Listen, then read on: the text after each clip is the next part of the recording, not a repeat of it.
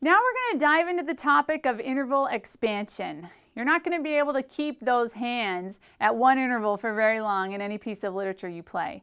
So it's really important you know how to make those mallets go smaller and larger at a relatively quick tempo. For those of you playing the independent grip, you're really going to want to make sure your thumb is always facing the ceiling. That's one of the first things that people do wrong, is to turn the wrist flat. And that is not part of any of the techniques surrounding interval expansion. We've already done some interval expansion in some of the previous exercises. It was usually between bars or even between beats. Now we're going to do them consecutively so you don't have a ton of time to prepare. So interval expansion requires a couple of different motions with your fingers. When I'm going to move mallet 3 down a step, I'm going to extend my index finger, and I'm also going to let my thumb just slightly move up the stick. I'm also going to roll the stick in a very small motion to facilitate that. You can practice this by putting the badge of your stick so that it faces the ceiling, and when you practice moving your interval, it will move just slightly. It is not this huge of a motion to just move a second.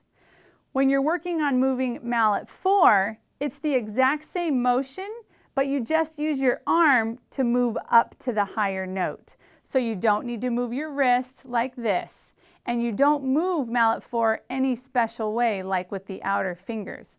Let me demonstrate what this looks like.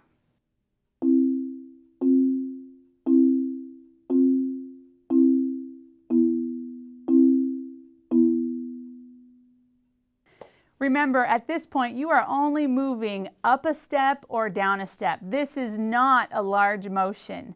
You will have to do your octave movement at a much later date. So understand, we're not telling you to do a huge arm motion. You're not getting your wrist involved in a big turn. It's really with the small muscles in your finger and your thumb.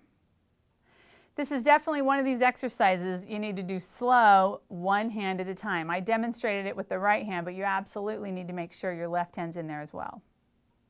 Let me show you the first couple of bars with my right hand, and then I'll demonstrate it with my left hand as well.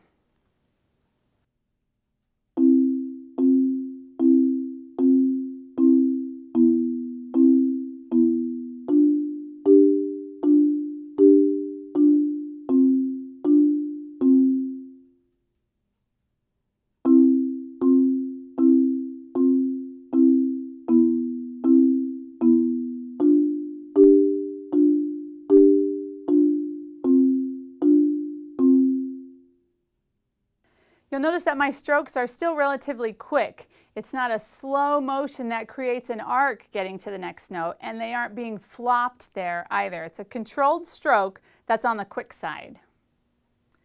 This may be one of those exercises that takes you a little bit longer to play faster. The previous exercise may be marked at the same tempo, and you've already got that up to tempo. However, just go slow and you'll eventually get there.